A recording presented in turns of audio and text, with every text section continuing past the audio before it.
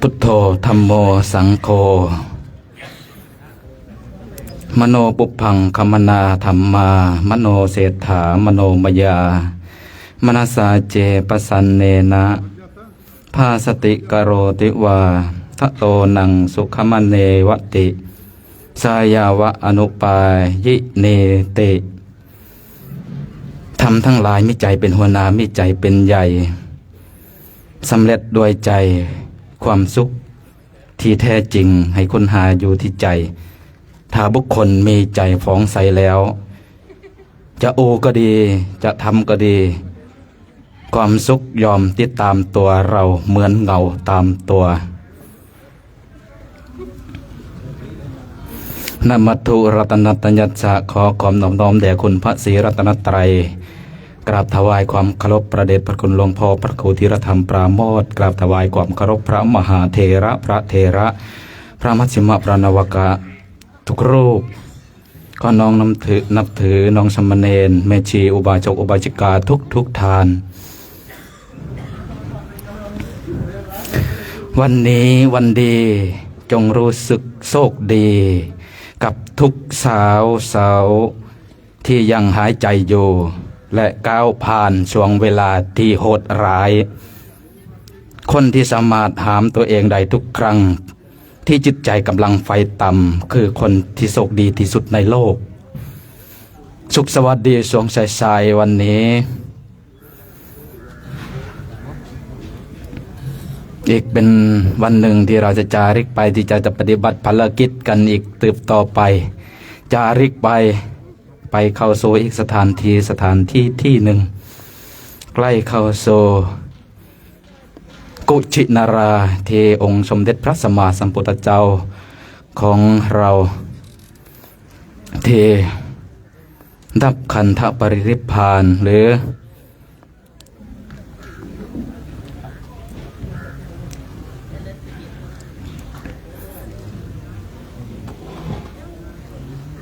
สถานที่ที่อะไรฮะที่บรินิพพานเนาะลืมนึกแต่เรื่องเก่าๆเมื่อวานนี่เดินมาเพลินไปตั้งแต่นู่นแต่ออกที่เราพักเมื่อวานนี่นะเพลินไปหน่อยเพลินไม่รู้ตัวอะไรบินอยู่ข้างบนนะผมก็สังเงะนาดูไปดูข้างบนนะมันบินนะไม่ดูตัวอะไรมันบินไปแล้วไปเหยียบขี้อะไม่รัศมีเอาแล้วนะไม่รู้ว่ามันบินอยู่ข้างบนนะอยู่ตรงบนฟ้าหนูเสียงกระยามันเนาะความลับไม่มีในโลกผมไม่ได้เหยียบแต่ความจริงผมเหยียบนี่สิตัวก็ตัวได้ตัวคนทั้งโลกก็ตัวได้นะตัวเองตัวไม่ได้อ่ะความลับไม่มีในโลกคงจะส่วนมากคงจะพร้อมกันแล้วเนาะครับเดี๋ยวนั่งข้อเข่าขึ้นครับเดี๋ยวเราจะกราบพระรัตนตรัยกัน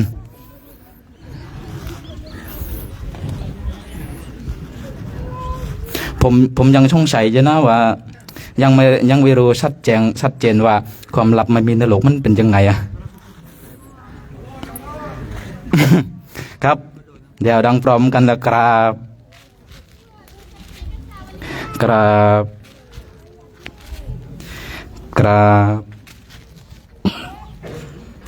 บขอโอกาสคณะสงฆ์เป็นต้นเสียงนำธรรมวัดก่อนออกเดินจาริกในวันนี้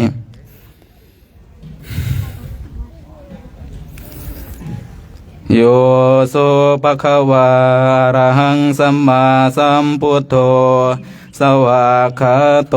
เยนะภะคะวะตาธัมโมสุปฏิปันโนยัสสะภะคะวะโตสาวกสังโฆธัมมยังภะคะวันตังสะธัมมังสะสังฆัง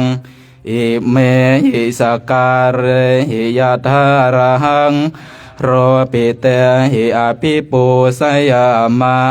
สาธุโนพันเตภะคะวาสุจิระปริเนพุโตปิ ปัสสิมาสนตานุกรรมปมานาสาอิเมสการเรทุขตะปนาการะปุเตปฏิคันหาตุอัมหากังเทียคารตังหิตายะสุขายะอรหังสัมมาสัมพุทโธภะคะวาพุทธังภะคะวันตังอภิวาเทมิสวากขาโตภะคะวะตาธัมโมธัมมังนามัสสามิสุปฏิปันโนภะคะวะโตสาวกสังโฆสังฆังนามามิหันธรรมยังพุทธัสสะภะคะวะโตปุพพาคณมการังกะโรมะเสนะโมตัสสะภะคะวะโตอะระหะโตสัมมาสัมพุทธัสสะนะโมตัสสะภะคะวะโตอะระหะโตสัมมาสัมพุทธัสสะนะโมตัสสะภะคะวะโตอะระหะโตสัมมาสัมพุทธัสสะหันดามายังพุทธานุสติธัมมานุสติสังฆานุสตินายังกะโรมะเสเอยติปิโสภะคะวาอะระหังสัมมาสัมพุทโธ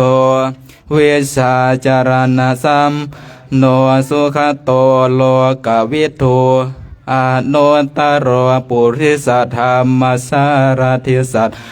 เทวมนุษสานังพุทโธภะคะวะเตสวากขาโตภะคะวะตาโมสันทิติโกอากาลิโกเอหิปัสสิโกโอปะนะจะตังเวทิตัพโพวินโยเหติสุปฏิปันโนโตสาวกสังโฆโอสุปฏิปันโนภะคะวะโตสาวกสังโฆยายปฏิปันโนภะคะวะโตสาวกสังโฆสามีจิปฏิปันภะคะวะโตสาวกสังโฆยะทิทังจัตตาริปุริสายุคานิอัฏฐปุริสปุคคลาโตสาวกสังโฆอาหุเนยโยปาหุเนยโยทาคิเนยโยอันสลีนิโยอนุตตรังปุญญเขตังโลกัสสติเมตตายาเปียกเวเจโตเวมนติยาอาเสวิตาวิตายาบาหุลีกตายายาเนกตายาวันตุกตา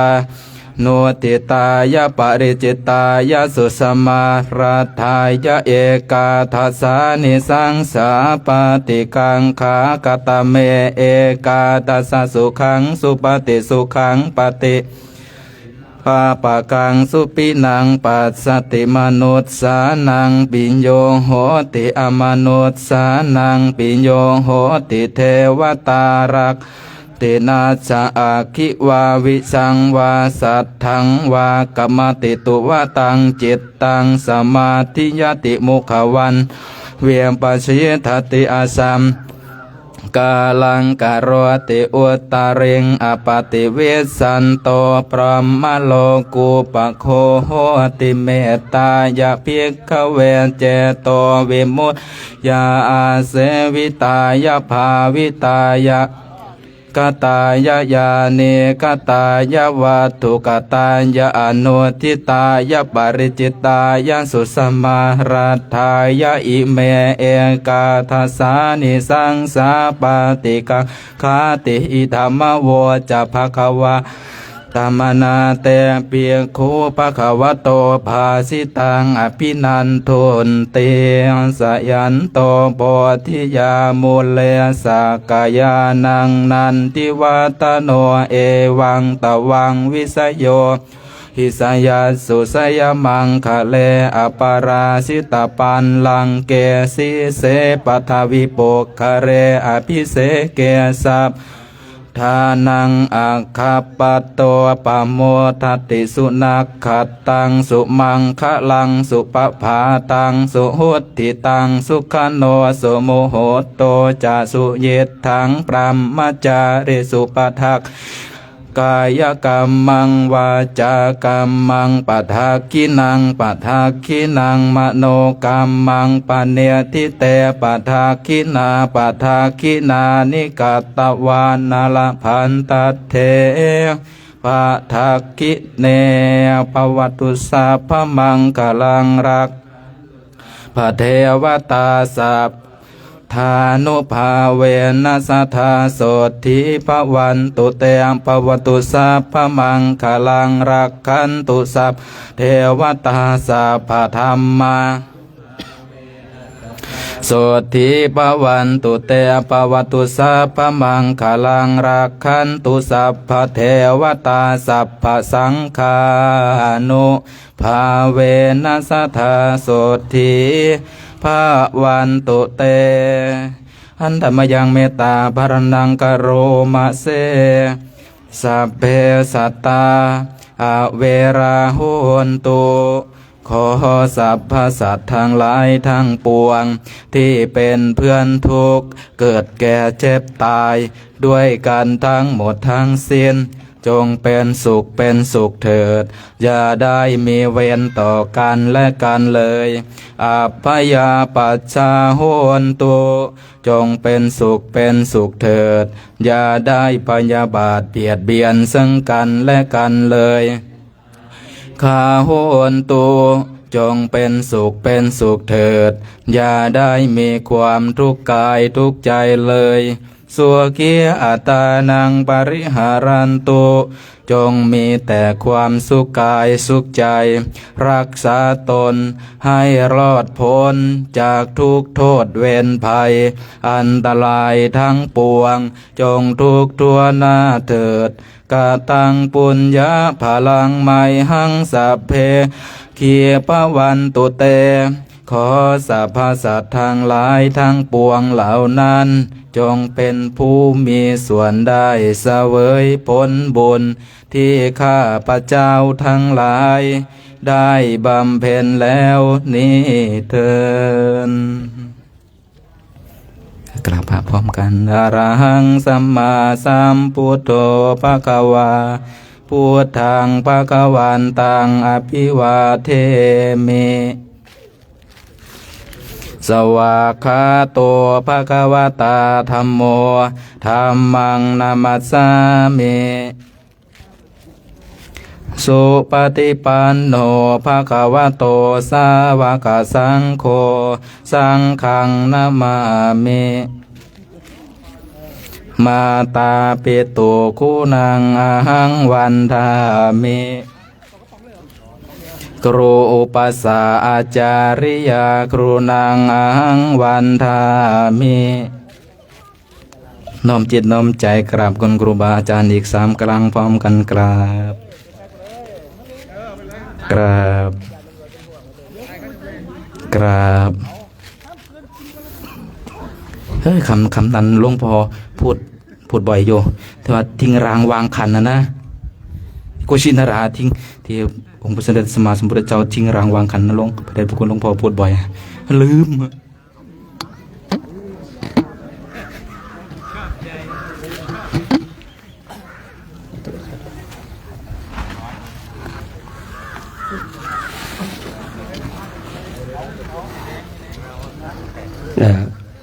ฟังรัศมีแล้วก็มีอยู่2 อย่าง1สัญญาไม่เที่ยง2เวลาเขาพูดไม่ฟังนะ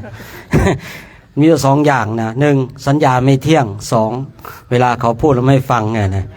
มี2 อย่างเองนะผมเองก็มีทั้ง2 อย่างนะครับบางสิ่งบางอย่างสัญญาไม่เที่ยง2บางทีเขาพูดเราก็ไม่ฟังอันนี้ไม่ว่าเขาไม่ว่าเรานะครับผมทุกคนนะในตอนที่เรานู่นนี่นั่นอันนี้เป็นเรื่องปกตินะครับที่เรา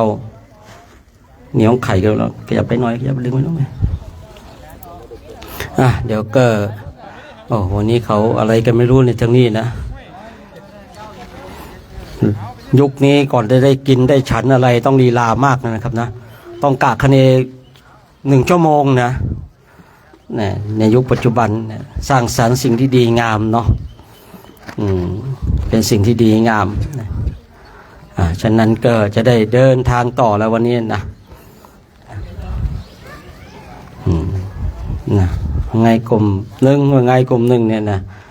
หันซ้ายหันขวากลุ่ม2หันขวาหันซ้ายนะกลุ่ม3หันหน้าหันหลังกลุ่ม4ยังงงอยู่ยาวยังไงกับชีวิตนะตอนนี้กำลังงงเลยนะครับ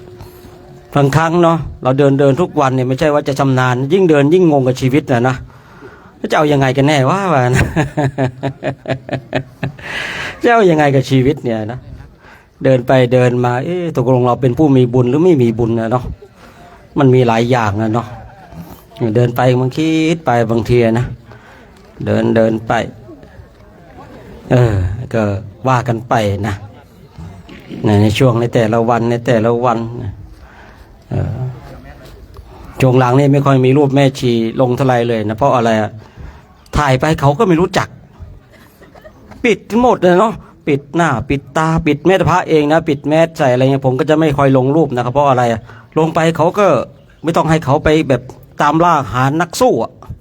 เราต้องเปิดเผยยังไงนะที่ผมไม่ได้ลงรูปจริงรูปไอ้ครูบาดำรงก็ถ่ายสวยๆเยอะนะรูปสวยแต่ว่าผมไม่อยากให้เขาไปตามล่าหานักสู้ให้เขาเห็นปุ๊บโอ้ยนี่ครูบาลูกเรานี่แม่ชีเองก็เหมือนกันเนาะเลยไม่ค่อยมีรูปลงนะเอาละเนาะหลวงพ่อจะรับฟังโอวาทจากหลวงพ่อกันเนาะ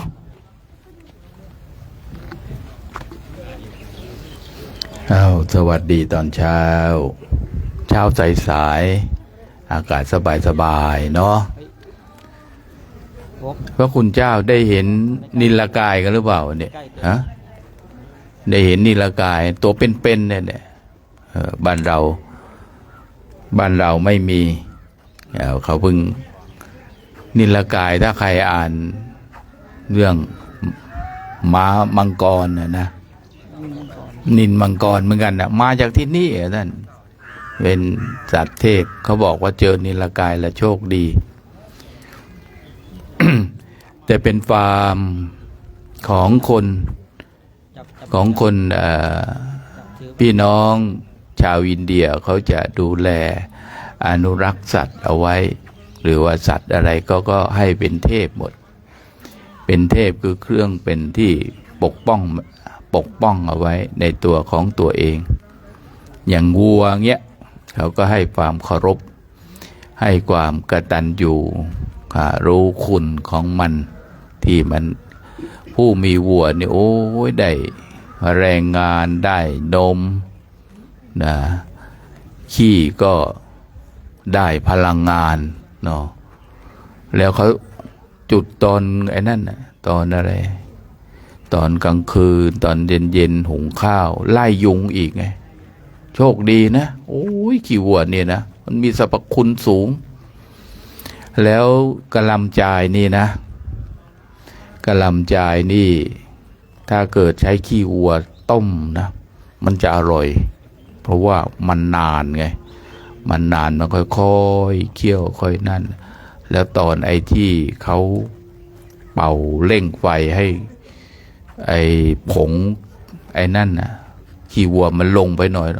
รสชาติดีท้องไม่เสียถ้าท้องไม่เสียนะท่านนะวันนี้เราได้รู้เรื่องของเล็กๆน้อยๆของชาวอินเดียเราจะเห็นว่าวิถีชีวิตธรรมชาติความเป็นผู้มีเมตตาบางครั้งเขาก็จะรักษาศีล5โดยที่ไม่รู้สึกนะ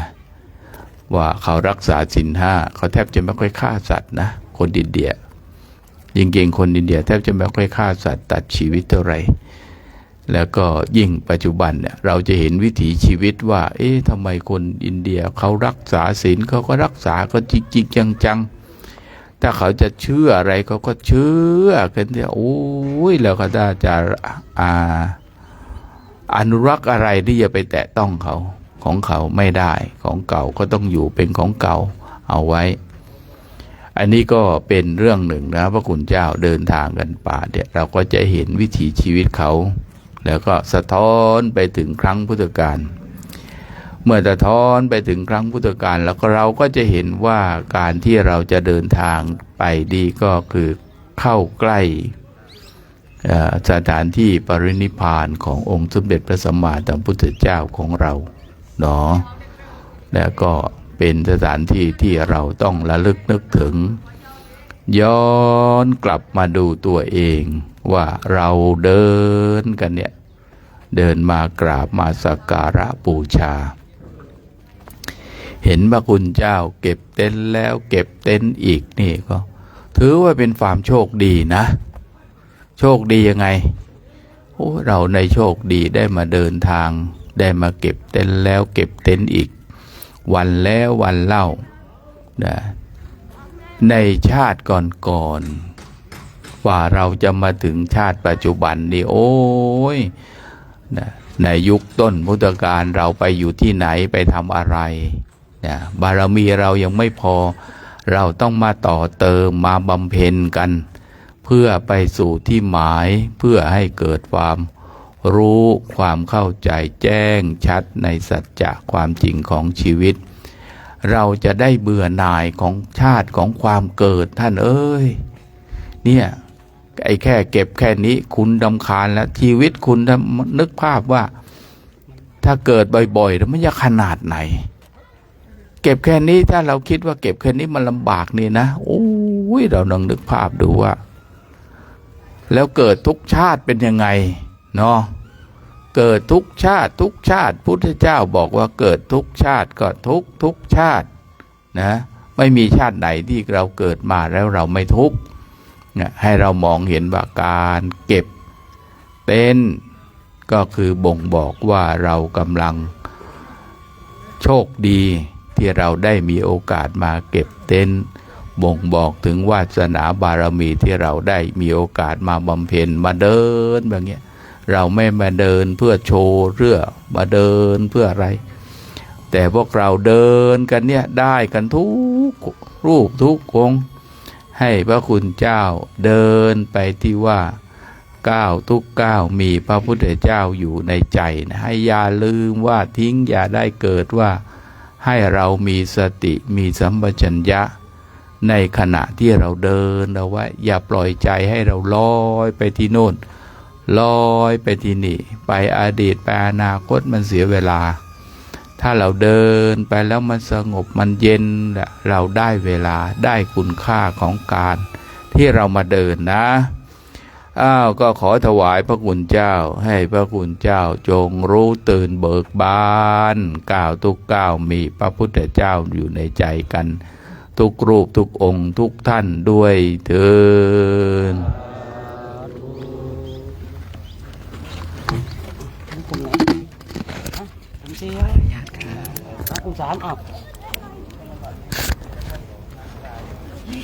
แต่ทางนี้นะ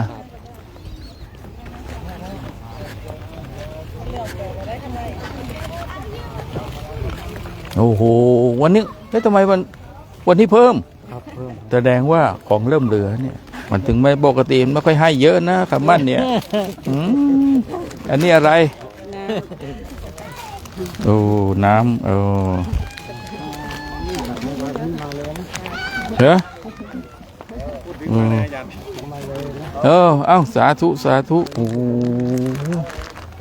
นะไปรับก็ยังนะ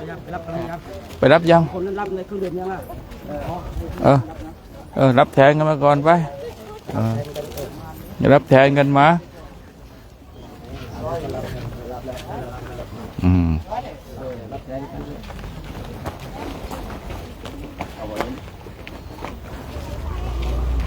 ออกเนี่ยนะออกทางผมยังไม่ได้ดูเลยถ้าอยู่9 ปีแล้วเราเดินฝั่งนี้ปีแล้วเราก็เดินทางนี้ปีที่แล้วก็เดินฝั่งนี้ปีนี้ก็เดินฝั่งนี้อ้าวสาธุสาธุนะโอ้วันนี้ไปทางที่โรงเรียนเหมือนเดิมใช่ไหมพักโรงเรียนเพราะพาพระเข้ามาเข้าโรงเรียนเรียน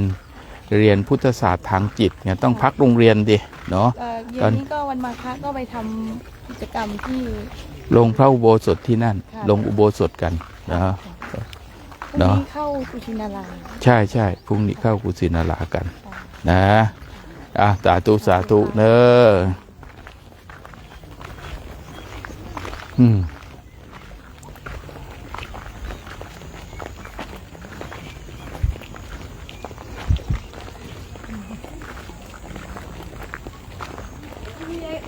อืมอืมอืมอืม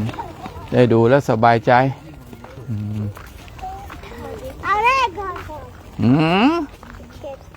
แก้วฟันหน้าไปไหน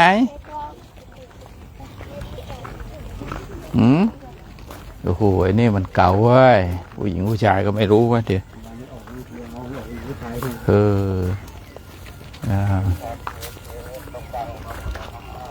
ฮะมึงมาคุยทำไมวะตรงกลางเอาสาธุสาธุดูวิวไว้ก่อนนะเสร็จหมดยังไป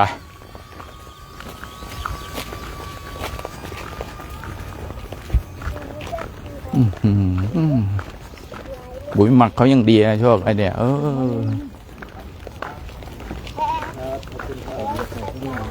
ไปใส่ตุ้งนะ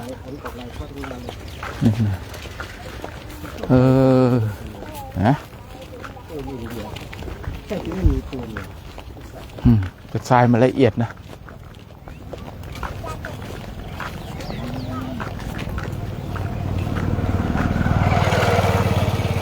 มันปูนมันคนละอย่างกับบ้านเราอะเนาะคนละอย่างหรือเปล่าทำไมมันใส่สูตรน้อยแท้วะเดี๋ยวไปคุยเยอะเอาที่เนี่ยโชคเอ้ยเกิดเป็นผู้หญิงอินเดียเนี่ยต้องเป็นนะ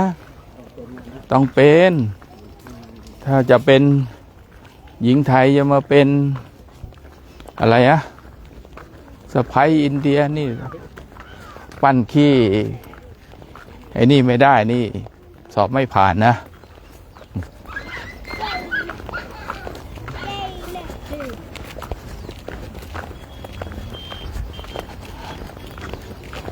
มันอยู่ไกลเนาะโอ้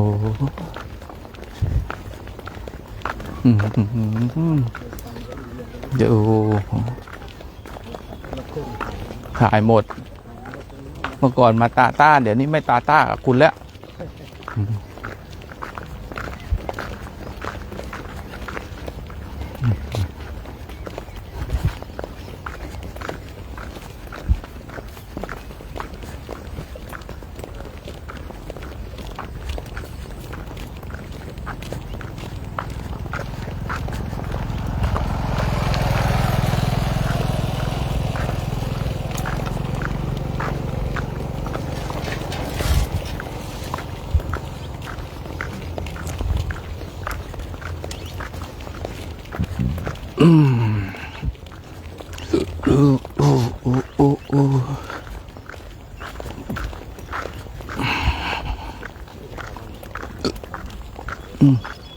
โอ้โห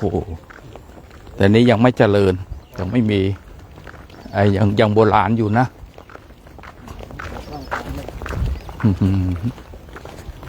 รีบไปที่อยู่ทำไม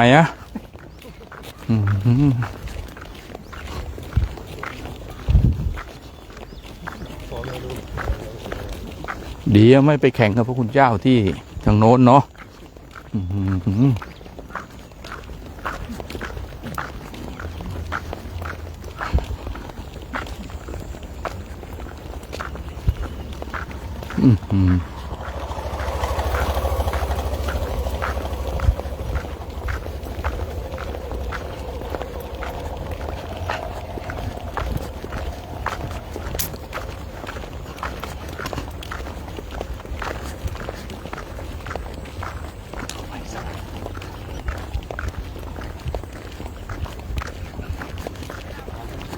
เดินกลางๆ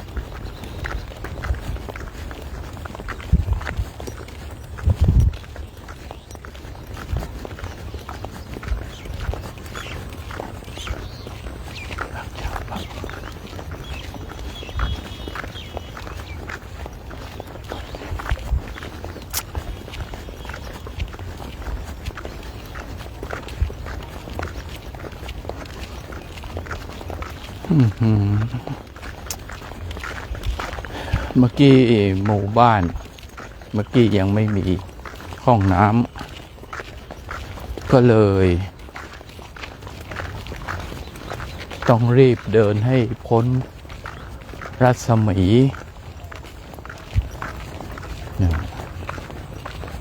ก็เลยจะเร็วไปหน่อยนึงก็อาจจะน้องแป๊กนิดหน่อย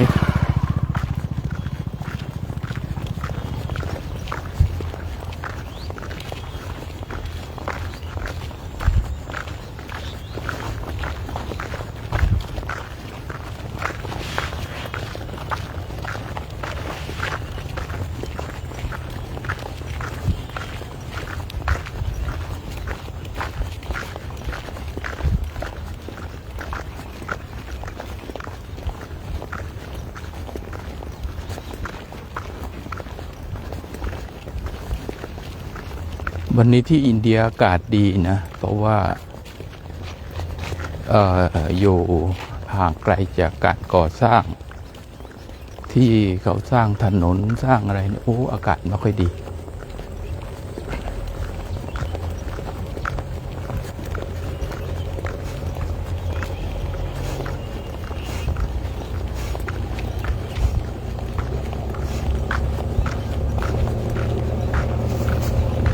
พูดไม่ได้โยมเอ้ย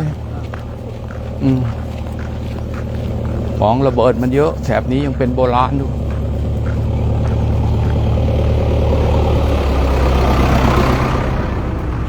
ให้โชคเขาคุยก่อนนะโชคเขาคงยังไม่คุยมั้งคงหยุดก่อนแล้วมั้งเนี่ย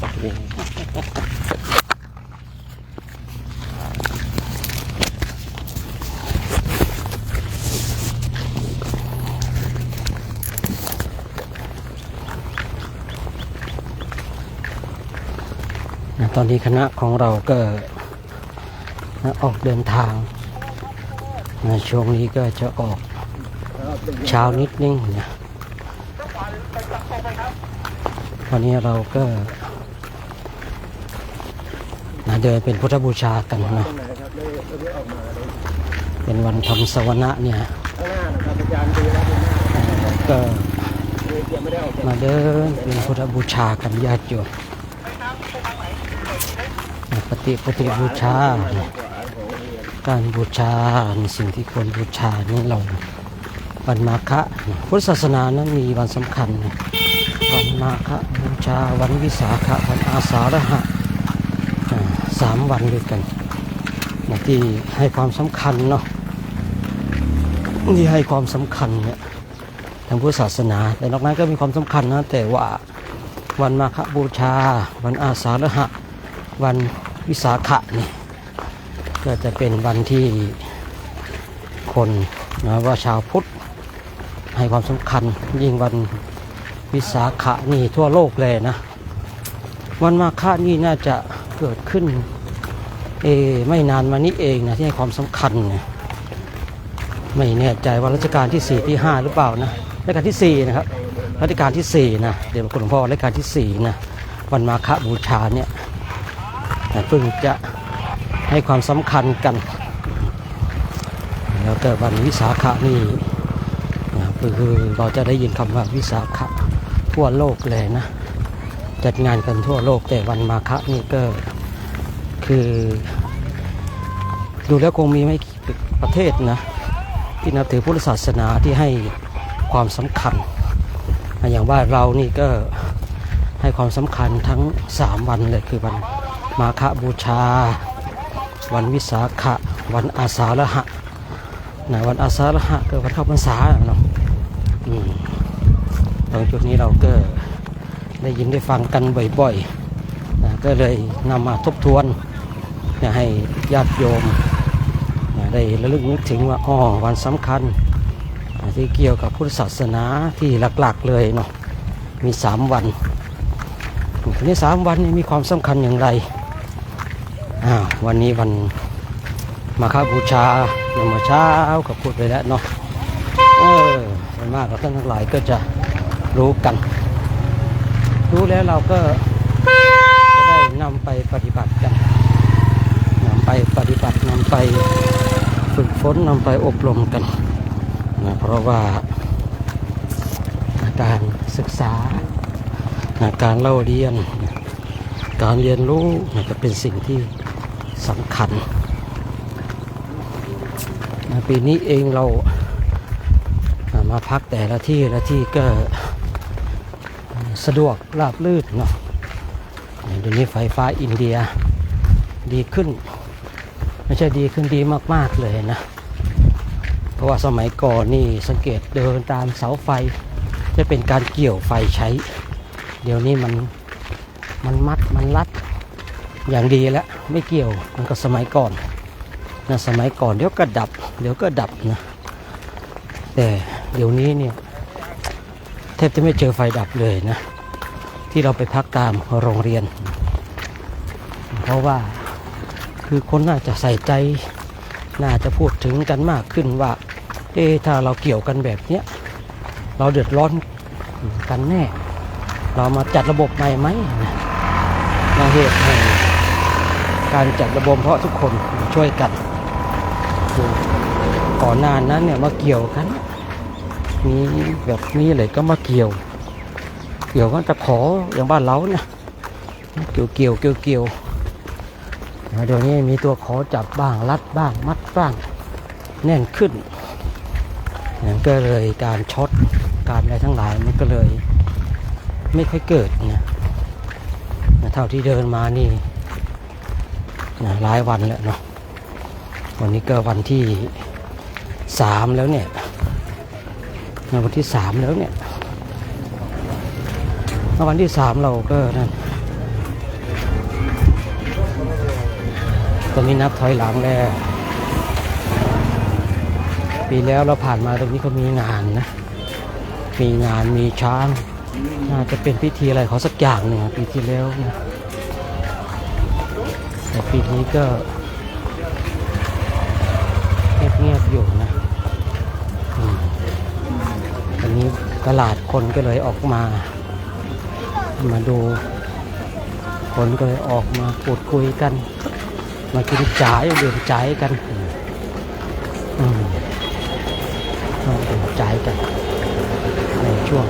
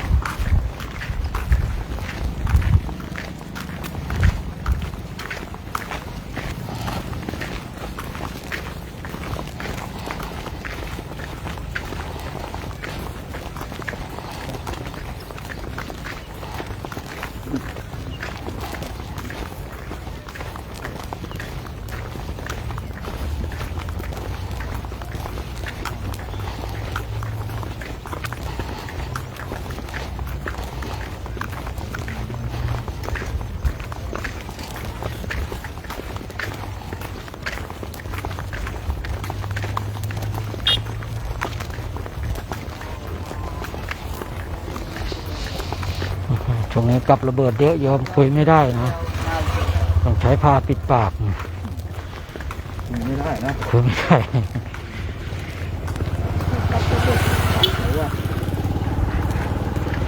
เห็นปิดจมูกอยู่นี่ไม่ใช่อะไรกับระเบิดเยอะโยมมีทั้งของเก่าของใหม่นะ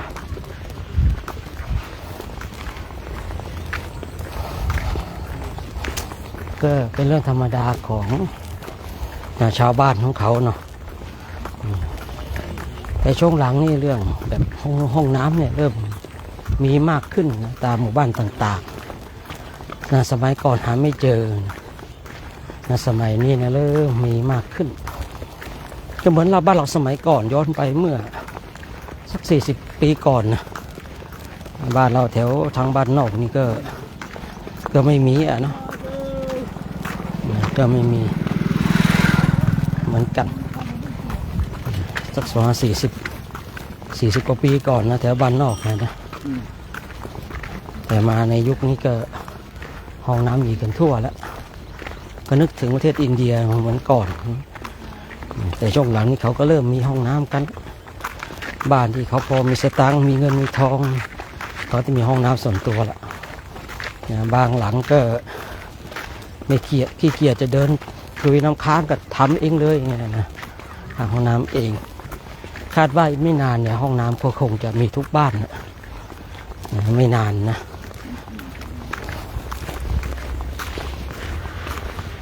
อย่าโดนเห็นปิดจมูกนี่ไม่ต้องสงสัยอะไรกันนะถ่ายทอดกลิ่นไม่ได้นะ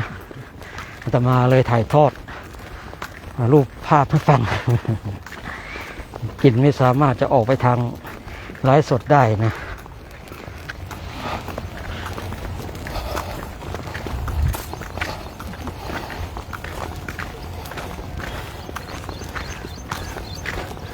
เรื่องระบบขับถ่ายของคนอินเดียนี่ดีมากเลยนะ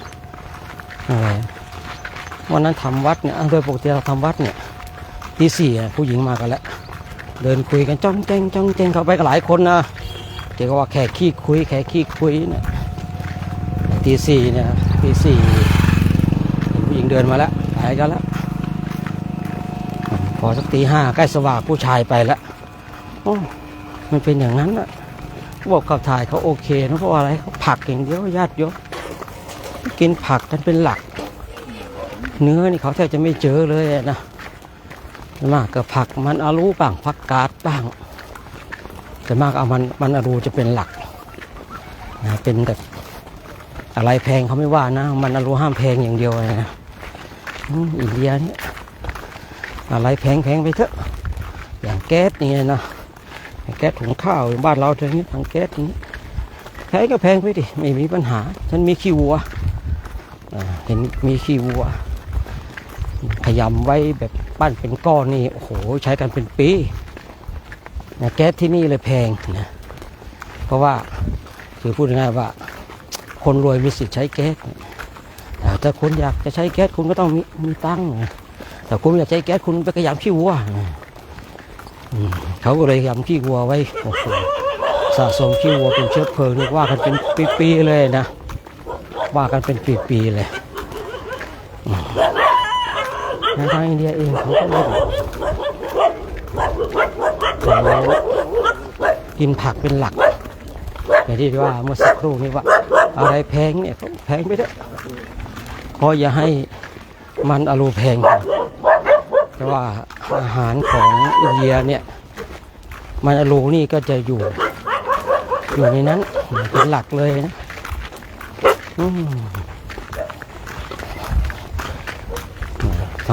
แต่ทางนี้ของเขาปลูกมันอารูนะ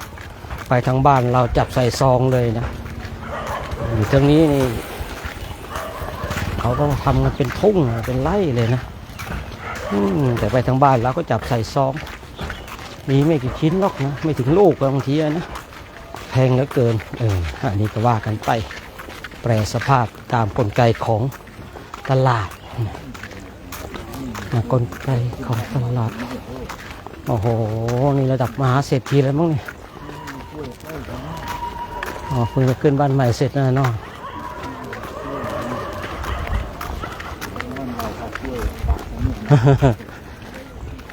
เหมือนกันเลย ประเพณี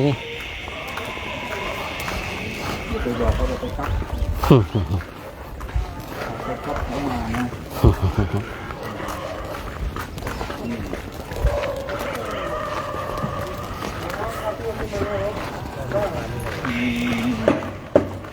สาเลยเรื่อยสาเลยนี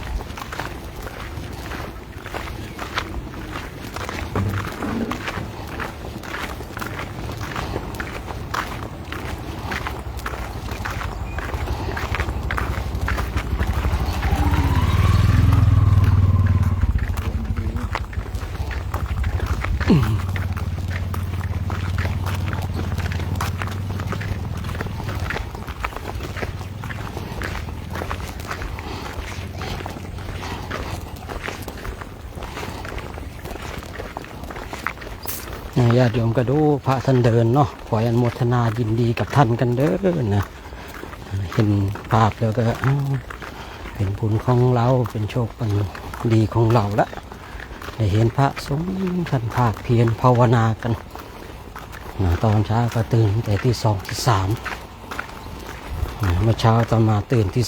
2ตื่นมาก็นั่งดูพระตื่นกันแต่ที่2เลยนะตื่นกันค่อยก็แก๊กท่านทำเสียงเงียบตื่นแล้วท่านก็ไม่รบกวนใครนะคือเรามีสัญญากันว่าตื่นก่อนตื่นได้แต่ห้ามมาส่งเสียงรบกวนที่ท่านก็ทำก็แก๊กเก็บนู่นเก็บนี่ลักลุกล้างหน้าแปรงฟันตั้งแต่ตี 2แล้วเมื่อเช้านั่งดูพระแต่มาตื่นตี 2เลยไม่ทำแล้วนั่งดูพระดีกว่าดูว่าเขาจะตื่นกันกี่โมงตี 2กว่าเริ่มตื่นเริ่มเปิดไฟฉายเริ่มเดินลุกมาล้างหน้าแปรงฟันกันแล้วใครตื่นก่อนก็ได้เปรียบที่จะทำมีเวลาทำสิ่งอื่นๆได้มากนะเราตื่นทีหลังก็จะมีเวลาทำสิ่งอื่นๆได้น้อยนะแต่ตื่นทีหลังเนี่ยคุณไงตื่นสายอะนะถ้าเราตื่นเช้าเนี่ยเรามีเวลาที่จะทำสิ่งอื่นๆได้มากนะแต่มาก็นั่งดูพระเห็นพระท่านเริ่มลุกกันบางเต็นท์นะเห็นท่านขยับเนื้อขยับตัวนะบางรูปก็เปิดไฟแล้วก็เห็นเงียบอยู่ในเต็นท์บางรูปก็เปิดไฟปุ๊บก็ลุกมาล้างหน้าแปรงฟันเท่าที่สังเกตดูพอตี 3:30เอาละทีนี้เริ่มส่งเสียงกันละดูซิบกันซุบซับเต้นไหนที่เขายังไม่เกือบเยื่อนก็เขย่าขาเต้นกันละตื่นประมาณนั้นนะประมาณนั้นมันก็เลยตื่นมาเริ่มดูพระก็แบบนี้เองก็ไม่มีอะไรมากมายเมื่อเช้าเลยนั่งทำวัดเลยง่วงไปหน่อยนะก็เป็นปกตินะปกติของคนเราญาติโยมมีญาติโยมเองก็ดูพระท่านเดินพัฒนากันนะวิวทิวทัศน์วันช่วงนี้ก็คือมันออกมานอกๆแบบนี้มันวิวทิวทัศน์อะไรบางอย่างมันก็แบบมันสบายหูสบายตาสบายใจญาติโยมนะเพราะอะไรเพราะว่าออกมาโซนรอบนอกแบบนี้เนาะญาติโยมหลายๆคนหลายท่านก็เข้ามาอนุโมทนากันเนาะเข้ามาอนุโมทนาบุญกัน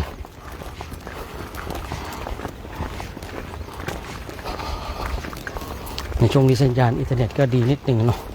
ไม่หลุดเหมือนกับหลายวันก่อน หลายวันก่อนเยอะการหลุดบ้างอะไรบ้างมันเหลือเกินเอาละเนาะญาติโยมนะญาติโยมได้ติดตามดูพระคุยกันกระโชคดีเนอะเดี๋ยวก็ดูด้านหลังกันนะมันเป็นยังไงกันไปสัมภาษณ์พระสัมภาษณ์แม่ชีกัน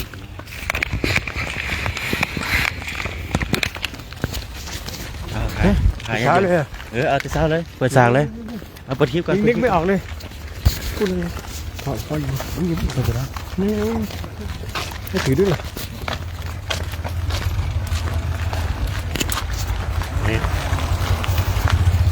ถือไว้เลยนะสวัสดีครับยามเช้าญาติโยมทั้งหลายวันนี้ก็เป็นอีกหนึ่งวันที่กำลังมุ่งสู่กรุง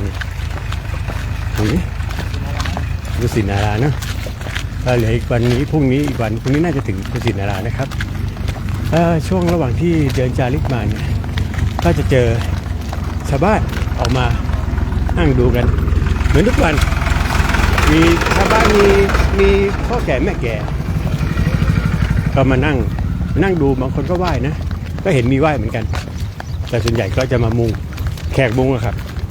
เมื่อวานก็จะมีแขกเข้ามาสัมภาษณ์อาจารย์มาสัมภาษณ์ส่วนใหญ่ที่เขาอยากจะรู้ก็คือเขาอยากจะรู้ว่าเรามาทำอะไรเราเป็นใครเรามาทำอะไรเราจะไปไหนก็ประมาณนี้ก็จะสัมภาษณ์ลงสื่อไหนก็ไม่ทราบแต่เห็นมีเป็นประมาณนักข่าวชุมชนท้องถิ่นนะครับนักข่าวท้องถิ่นก็สัมภาษณ์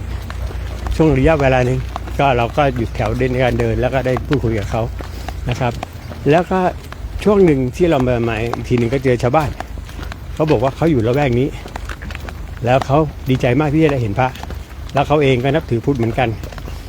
เขาบอกเขาก็อธิบายบอกว่าเส้นทางนี้แหละเป็นเส้นทางที่พระพุทธเจ้าได้เสด็จประพาสไปเสด็จสวรรคตนะครับเราก็บอกก็ใช่เรารู้อยู่แล้วเราเดินกันมา12ครั้งแล้วเส้นทางนี้แหละที่เราเดินตามเนี่ยเพราะเราเดินตามที่โครงการได้มีชื่อว่าโครงการจาริกธรรมตามรอยบาทศาสดาก็คือเราก็เดินตามเส้นทางที่พระพุทธเจ้าเสด็จนะครับเส้นทางมันอาจจะเดินสบายกว่าสมัยพระพุทธเจ้านะสมัยพระพุทธเจ้านี่ยังเป็นป่าเป็นอะไรอยู่ต้องมีการถางป่าระหว่างทางที่เดินไม่ได้เดินสบายอย่างนี้นะครับแต่ตอนนี้มันก็จะมีเส้นทางที่ตัดใหม่เป็นถนนตัดใหม่เมื่อวานเนี่ยถนนตัดใหม่เป็นถนนเส้นใหญ่แต่ฝุ่นเยอะมากเลยรถวิ่งผ่านทีนึงก็ฝุ่นคุ้งมาเลยแต่เนี้ยเรื่องของฝุ่นเนี่ยประสบการณ์ที่เคยเจอมาก็คือถ้าเราหายใจเอาฝุ่นเข้าไปเต็มคอนี่นะถ้าเราไม่รีบทำความสะอาดหรือดื่มน้ำอุ่นๆหรือทำอะไรล้างให้มันออกไปเนี่ยมันจะเกิดการอักเสบแล้วก็จะเสียงแหบแล้วก็จะมีอาการไอเสร็จแล้วก็จะมีอาการตัวร้อนต้องรีบรักษาเพราะฉะนั้นถ้าเกิดสิ่งนี้เป็นสิ่งหนึ่งที่ขัดขวางในการปฏิบัติธรรมเพราะว่าเวลานั่งปฏิบัติธรรมเป็นหมวดหมู่เนี่ยถ้าเราเป็นคนไอเนี่ยคนเขานั่งสมาธิอยู่ไปรบกวนเขานี่เป็นบาปนะครับก็เป็นอันหนึ่งที่ต้องดูแลกันนะครับส่วนใหญ่ตอนนี้บรรยากาศตอนเช้าก็อากาศก็ยังมีแดดออกมาช่วงกลางคืนก็เย็นเหมือนเดิมมีน้ำค้างมากเต็นท์ก็เปียกก็หิ้วกระเตงกันไปเต็นท์เปียกตอนกลางวันก็ยังร้อนเหมือนเดิมตอนนี้กำลังเดินผ่านช่วงทุ่งนาเดี๋ยวก็อาจจะไปเจอที่ถนนใหญ่ก็จะมีอีกหนึ่งบรรยากาศสิ่งที่ชอบก็คืออย่างบรรยากาศประมาณนี้ผมชอบอย่างนี้นก็ยังมีร่มเงาต้นไม้ให้ช่วยบังแดดได้บ้างนะครับก็ยังไงก็อนุโมทนาบุญกับญาติโยมทั้งหลายที่ได้ติดตามในเพจของเราและร่วมอนุโมทนาและร่วมบุญกับเราด้วยนะครับก็ยังไงมีอะไรขึ้นหน้าเดี๋ยวก็จะมาแจ้งอีกทีนะครับสาธุนะครับ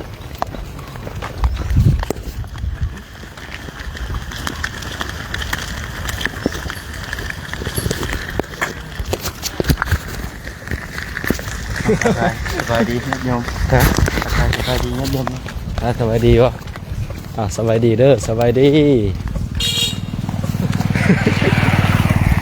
ยังต่อวะพี่ไก่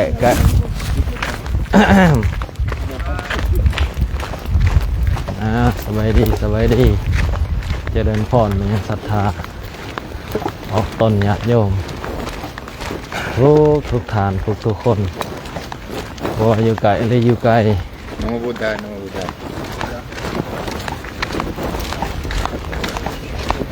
อยู่อย่างไปเลย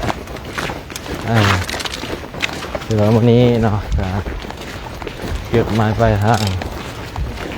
ปอมไม้ของเฮาคณะจาริกธรรมกันไปสู่เมืองกุสินาราเนาะเป็นสถานที่พระพุทธเจ้าดับขันธปรินิพพานบนสุดท้ายที่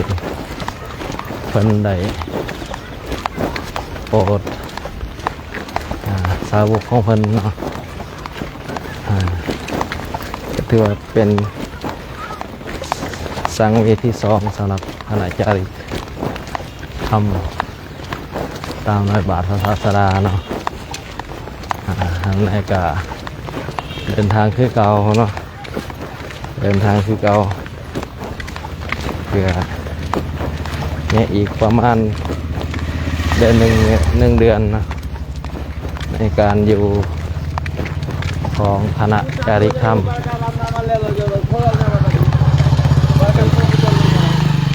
แสดงบนอยู่อินเดียนะกับเนปาลนะนี่ประมาณ1 เดือนตอนนี้ก็เจริญพรเนาะญาติโยมทุกท่านทุกคนให้สาธุหรืออนุโมทนาบุญกับจาริกคณะจาริกธรรมธรรมะหรือว่าขอธรรมวันนี้ก็จากสีผางยังดีเนาะ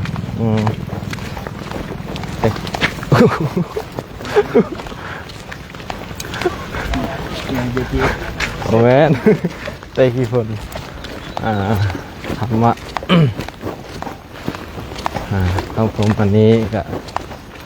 กับแม่นเรียกว่าสันติ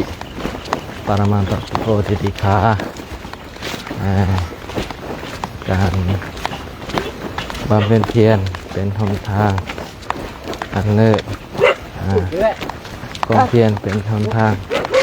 ไปสู่ผลสำเร็จแล้ว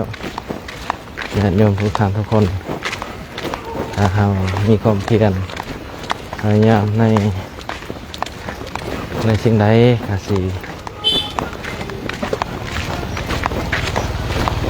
สำเร็จในสิ่งนั้นเนาะเราส่งเขากันเป้าหมายในการจาริกธรรมวันนี้ก็เป็นสีสังวีเมื่อมีเป้าหมายแล้วก็มีการติคือความอดทนปริญญาคือความภาคเพียรยางแต่ละมือก็คือว่าขั้นขาดความเพียรก็เป็นถอดถอยไปนะทำได้ก็ถือว่าต้องใส่ทางคันติแล้วก็ใส่ทางวิริยะความภาคเพียรพยายามนะเกิดเบิ่งเนาะญาติโยมมื้อหนึ่ง20 กว่ากิโลแล้วว่า20 กว่ากิโลภาษาไทยเนาะแล้วเป็นสิ่งที่ท้าทายเนาะสำหรับคนยกไม้เนาะแต่สำหรับคนยกพุทธการแม่นสบายเนาะเพราะว่าการเดินทางอาศัยแม่นการยางเป็นหลักแล้วก็ใส่เกวียนบ่หูหังหูมีเนาะแต่ยกสมัยนี้โอ้ถือว่าการยางเนี่ยเป็นสิ่งที่ท้าทายเนาะสำหรับคนยกไม้กิโลหนึ่งยังแบบยากแห้งเนาะอันนี้20 กว่าโลโอ้เนาะสาวไหนกะอนุโมทนาสาธุการนำญาติโยมผู้รวมบุญศีลกินทานนำคณะจาริกทำตลอดมาตั้งแต่ไทยขณะจนณปัจจุบันนี้อยู่อินเดียไปแล้วก็ยังบางคนบางท่านก็ยังบ่ถิ่มบ่ปะบ่ละบ่ไหลแก่คณะจาริกธรรมตามรอยบาทพระศาสดาของพระครูธีรธรรมปราโมทย์เนาะผู้เป็นประธานโครงการก็คือว่าอนุโมทนาสาธุการนำให้ได้มากได้ผลให้ได้มากได้ผลสมความมุ่งมั่นปรารถนาทุกสิ่งทุกประการทุกทานทุกคนด้วยเถิดสาธุ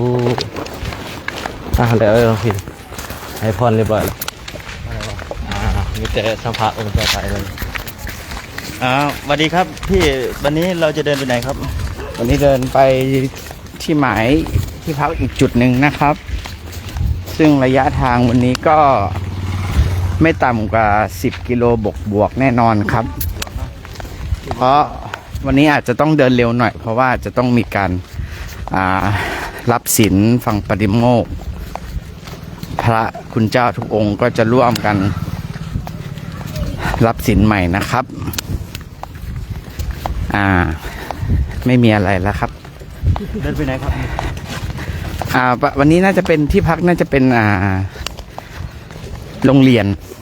ใช่ครับอีก2 วันวันนี้กับวันพรุ่งนี้แล้วก็วันมะรืนก็น่าจะพักที่วัดครับผม แต่จุดมุ่งหมายที่ไหน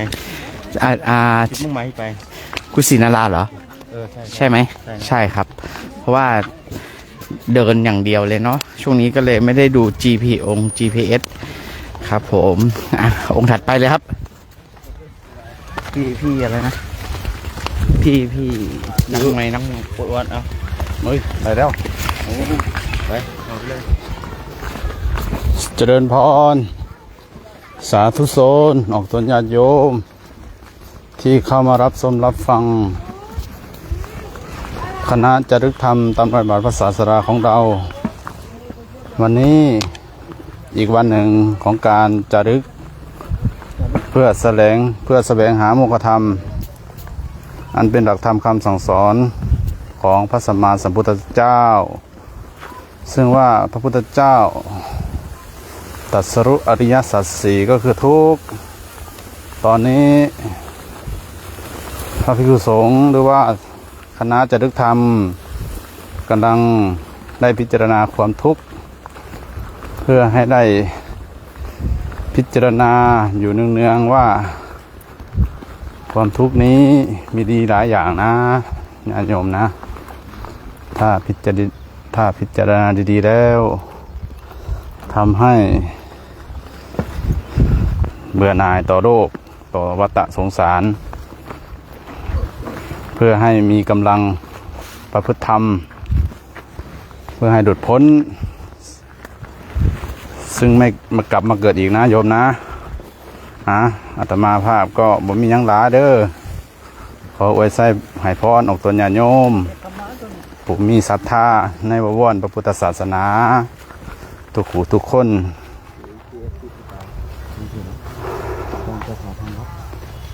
ที่สุดแล้วก็คณะสุขใจเมื่อได้ทำเนาะให้มีแต่ความสุขความเจริญปราศจากทุกโศกโรคภัยถ้าปรารถนาสิ่งหนึ่งประการใดก็ขอมีแต่ความสุขความเจริญสาธุนี่ตัวนี้ก่อนเนียบตัวนี้ก่อนเนียบเลยเอาจับกล่องได้ให้ผมเข้าหนึ่ง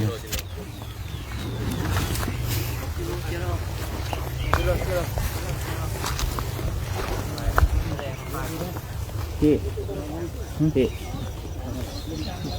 ไปถ่ายพี่เย็นไหมจากตัวอาจารย์กับเพื่อนแล้วพี่นึง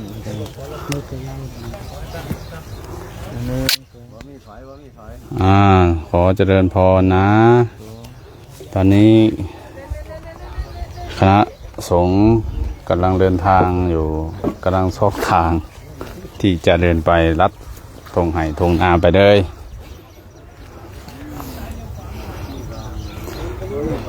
เพื่อการประรบความเพียรของคณะสงฆ์ก็จะประมาณนี้แหละองค์ตนญาติโยมต้องได้เดินทางไปเรื่อยๆกว่าจะถึงที่พักแต่ละวันนี่ต้องได้เดินนะองค์ตนญาติโยมนะต้องได้ทำวัดต้องได้เดินให้รู้ทุกข์องค์ตนญาติโยมเหตุแห่งให้ทุกข์เหตุให้เกิดทุกข์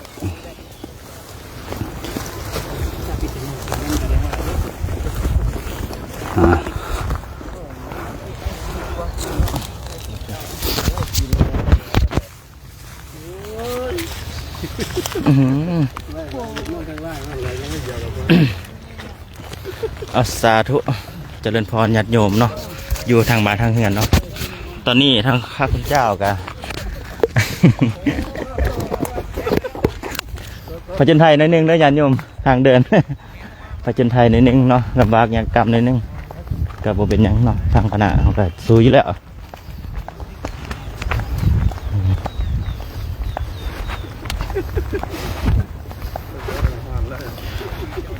เนาะ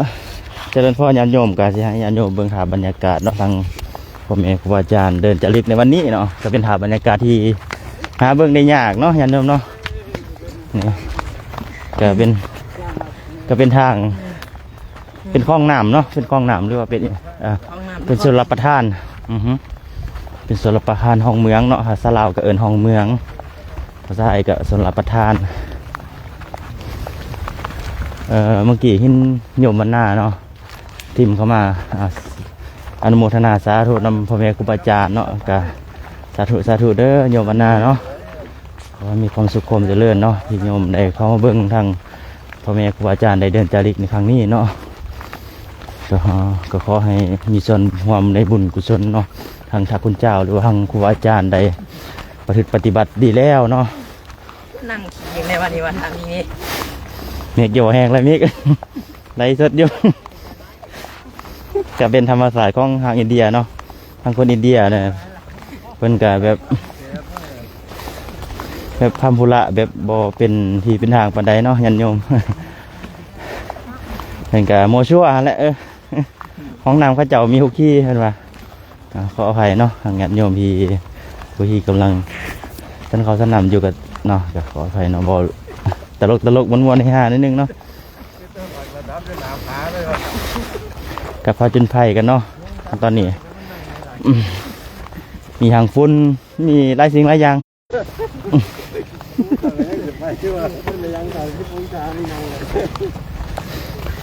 ครับสอบแบบนี้เห็นไหมม้วนเนี่ยบ่มีใครโซใครสาวใครงงใครเงาจะคงไม่เด้อยินเสียงหัวเบิ่ง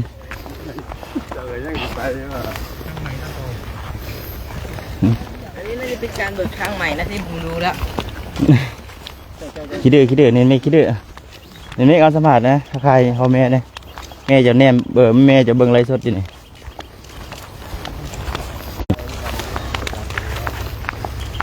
วันนี้เปลี่ยนรถวันนี้เอาหนูไม่น่าเสียใจเลยใจมากกว่าวันหลังตะโกนขึ้นรถไม่ลังเลเลยใช่ไหมครับโอ้ยขออภัยเมื่อกี้ก็ข่างนิดนึงเนาะยันโยมนี่แหละยันโยมการจาริกธุดงค์เนาะทางอาตมาหรือว่าครูบาเองก็เป็นการเดินจาริกธรรมครั้งแรกเนาะครั้งทำอิฐครั้งทำอิฐเนาะครั้งแรกครั้งทำอิฐเนาะของการจาริกเพราะว่าบวชมากันหลายปีแล้วก็บ่เคยออกวัดจักเทื่อทางครูบาเองก็บวชมากันหลายปีแล้วแต่บ่เคยมาจาริกแบบนี้จักเทื่อเนาะไปเดินเล็กๆน้อยๆก็บ่เคยไปเนาะบอกเขาทราบบ้านเฮาก็อยู่แต่วัดอยู่แต่ในวัดนั่นแหละแล้วก็หับใส่พ่อแม่พระสนเนาะก็หับกินนิมนต์บ่หรือว่าปฏิบัติอยู่ในวัดเนาะขอศีลขอฮึดก็ของ่ายๆก็อยู่วัดเนาะบ่เคยออกนอกวัดจักเทื่อบ่เคยมาเดินจาริกแบบนี้จักเทื่อก็นี่ก็เป็นครั้งแรกเนาะหลังจากมาแล้วก็มีความหูสึก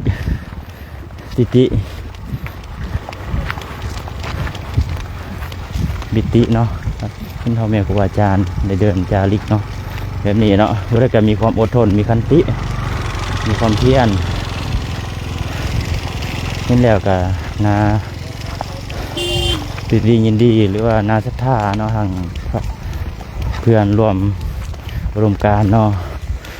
นี่แล้วก็มีความมีศรัทธาเนาะในหมู่คณะสงฆ์เนาะพวกเราก็มีความเพียรพวกเราก็มีความเพียรพวกเราก็มีความตั้งใจเดินจาริกเพื่อไปกราบสังเวสีสถานเนาะ4 ตำบลเนาะตอนนี้เรากำลังทางโครงการจาริกมุ่งหน้าเข้าสู่เมืองกุสินาราเนาะอีก2-3 วันน่าจะฮอดแล้วเนาะ จะเป็นยังไงก็เอาเส้นยันโยมยองบ้านทางเงินก็ส่งกำลังใจให้กำลังใจกดไลค์กดแชร์กดติดตามเนาะหรือว่าอยากความโปรโมทนาเป็นนามปณะเป็นข้าวสารอาหารแห้งหรือว่าฮาวายปัจจุปัจจัยก็สามารถติดต่อทางเพจทาง Facebook พื้นใดเนาะร่วมบุญ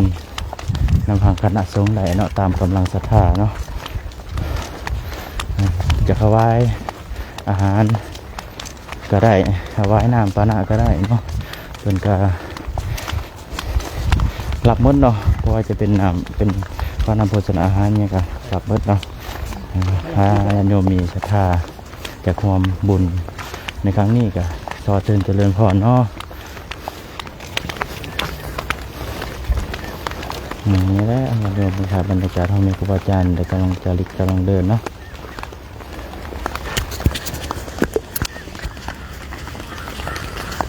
ตายันโยมจะได้เมื่อกี้ ก็ทักทายสบายดีสวัสดีตอนเช้า8 9 โมง 10 โมงช่วงนี้สายเช้ามันกำลังจะไปฉายแล้ว ตอนนี้ขณะจาริกทุดงเรากำลังมุ่งหน้าสู่กุสินารา ยังอีก2 วันจะถึงอยู่2 วันจะถึงซึ่งมุ่งหน้าเข้าสู่ด้วยจุดประสงค์ว่าจะไปกราบสักการะสถานที่ที่พระองค์ลงอายุสังขารหรือว่าปรินิพพานนั่นเองที่กุสินารา ก็คณะสงฆ์เราตอนนี้ก็มุ่งหน้าสู่ซึ่งบริเวณรอบๆก็เต็มไปด้วยธรรมชาติอินเดียก็จะมีความพิเศษอีกอย่างหนึ่งก็คือถึงว่าฝุ่นมันจะเยอะแต่ว่าดอกไม้มันสวยงามดอกไม้นั้นบริเวณมันสวยอากาศไม่ดีเท่าไหร่แต่ว่าดอกไม้มันดีก็คติเตือนใจวันนี้ ก็พิจารณาแล้วก็เป็นสิ่งที่น่าเศร้าเหมือนกันอย่างเช่นคนที่เรารักจากไปแล้วเราอยู่ต่างแดนไกลกำลังมุ่งหน้าไปหาเขาแต่ว่าเขาไม่อยู่แล้วก็เปรียบเสมือนพระพุทธเจ้าของเราที่พระพุทธเจ้าของเราก็ท่านปรินิพพานแล้ว 2,500 กว่าปีแต่ว่าเราเป็นคนรุ่นหลังก็กำลังจะไปหาท่านพิจารณาดูแล้วก็น่าเศร้าพอสมควรก็ยังไงก็ตามก็ไปหาท่านด้วยการปฏิบัติบูชาซึ่งท่านมาอยู่แต่คำสอนของท่านยังอยู่พระพุทธเจ้าบอกว่าถ้าพระพุทธเจ้าปรินิพพานแล้วอะไรจะเป็นศาสดาของพวกท่านพระพุทธเจ้าบอกว่าธรรมและวินัยนั่นแหละจะเป็นศาสดาของพวกท่านเพราะฉะนั้นแล้วปัจจุบันศาสนาธรรมและวินัยยังอยู่ก็แสดงว่าพระพุทธเจ้านั้นไม่ได้ไปไหนพระพุทธเจ้ายังอยู่กับเราตลอดไปก็ขอฝากไว้เพียงเท่านี้คติเตือนใจวันนี้สาธุ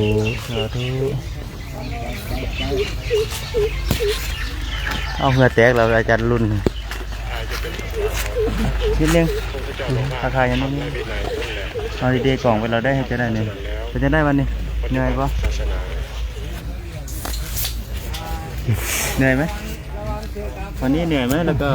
จุดประสงค์คณะเราจะมุ่งหน้าหรือว่าเดินทางไปเจริญพรนะเอาตัวโยมที่อยู่ทางบ้านนะที่สมในตอนนี้นะวันนี้ก็หนึ่งนะก็มื้ออื่นก็จะเข้าถึงกุสินาราแล้วนะครับจะไปพักที่วัดไทยกุสินาราในมื้ออื่นนะนี่ก็ใกล้เข้าแล้วเขาก็ย่างใกล้เข้าถึงที่พระภูมิพระภาคเพิ่นเสด็จดับขันปรินิพพานเนาะก็หวนและนึกถึงในครั้งพุทธกาลที่ว่าเราได้ศึกษาในพุทธประวัตินะพระภูมิพระภาค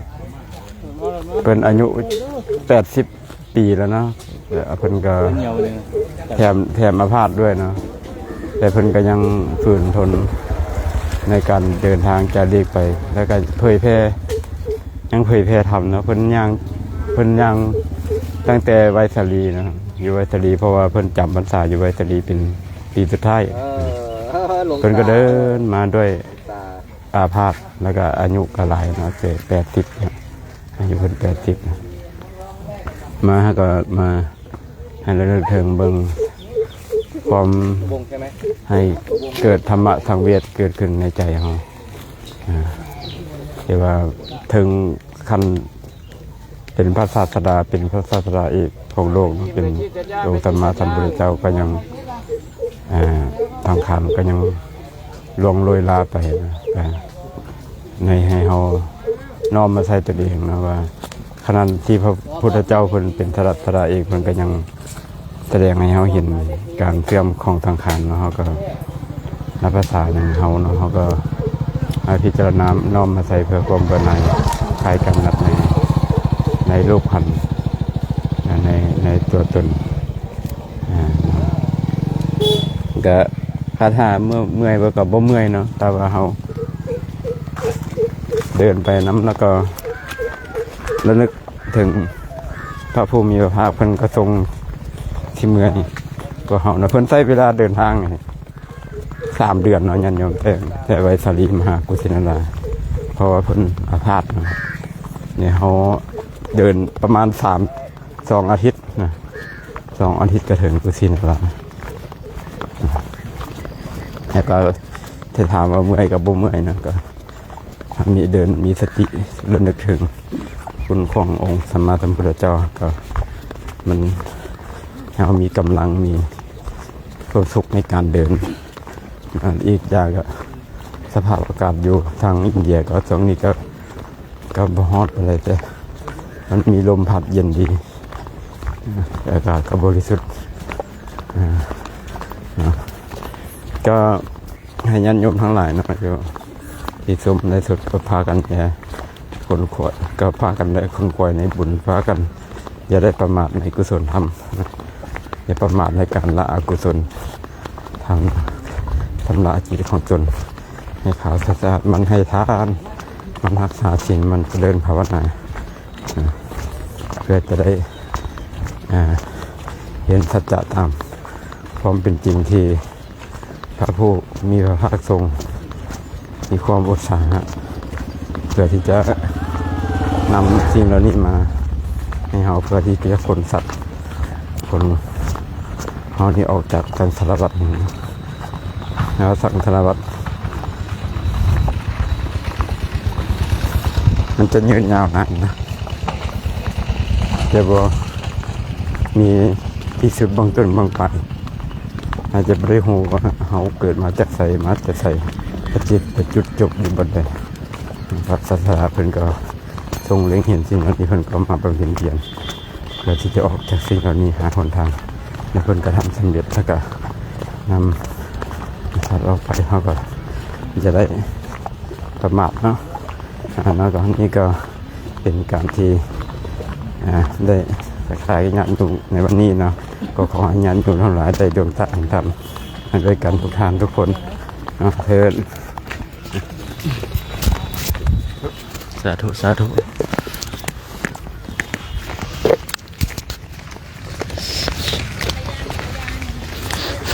สาธุเจริญพรโยมบรรณาเนาะสามีไส้เนาะก็น้อยอยากถวายปัจจัยหรืออาหารนับปณะโอ้สาธุอนุโมทนาบุญนำเด้ออนุโมทนาบุญนำไม่ออกวันหน้าเนาะเดี๋ยวที่หอดบอลฮักเราที่ทางครูบาใจแจงทางอาจารย์เพิ่นเด้ออันโยมรับแอดทางครูบาเด้อครูบาจะแอดเพจไปหาเด้อไม่ว่าจะฮักเขามาทางเพจของพระอาจารย์เพิ่นก็ได้ทุกใจมาได้ทำก็ตัวไลฟ์สดดีเนาะเดี๋ยวทางครูบาจะแจงทางพระอาจารย์เพิ่นเนาะสาธุอนุโมทนาบุญกุศลนำเนาะมีออกวันหน้าเนาะมีออกวันหน้าสามีไส้ได้ถวายนำปณะเนาะขออนุโมทนาบุญกุศลนำเด้อบุญทำนำสู่อยู่ดีไม่แห้ง สุขกายสุขใจขอให้ครอบครัวมีความสุขความเจริญเนอะมีออกวันหน้าสาธุสาธุ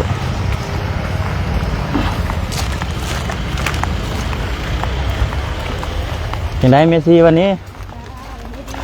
ดีเนาะ วันนี้เป็นวันบุญเป็นวันพระ สะดวกเนาะ วันมาฆบูชารู้กันว่าวันเพ็ญเดือนสามคนไทยน้ำใจงามวันเพ็ญเดือนสามมาทำบุญกันจาตุรงค์พระสันนิบาต วันประหลาดมหัศจรรย์พระอรหันต์มารวมตัวกัน 1,250 ลูกอันนี้ก็ท่องมาตั้งแต่ป .4 เนาะก็ทบทวนความจำนิดนึงนะวันนี้เป็นวันสำคัญทางพระพุทธศาสนานะคะก็อนุโมทนาสาธุนะคะกับญาติธรรมที่ได้ทำบุญในวันนี้เนาะให้ยึดถือเอาวันสำคัญเป็นวันที่เราจะทำบุญเราจะได้ระลึกถึงบุญที่เราทำในวันนี้เนาะมันจะได้จำง่ายเนาะว่าวันสำคัญวันนี้เราได้ทำบุญเนาะแล้วก็ชีก็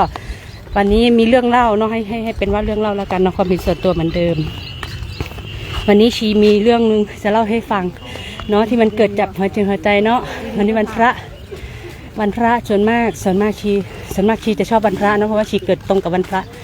เนาะวันพระก็ถือว่าเป็นวันที่พระจันทร์เต็มดวงนะแม่ก็เลยตั้งชื่อว่าดวงจันทร์มันเกิดทำในหัวใจอีกอย่างหนึ่งเนาะในขณะที่พิจารณาธรรมนะคะในขณะที่ทำสมาธิมันก็มีแวบหนึ่งจิตหนึ่งที่ขึ้นมาในหัวใจของเรานะคะบางท่านเคยนั่งมาอันนี้ความเชื่อส่วนบุคคลเนาะบางท่านก็เคยนั่งมาฝึกสมาธิมานะคะแล้วแต่จริตคนเนาะส่วนชีก็เคยนั่งมาเหมือนกันเคยฝึกมาเหมือนกันนะแต่ของชีเนี่ย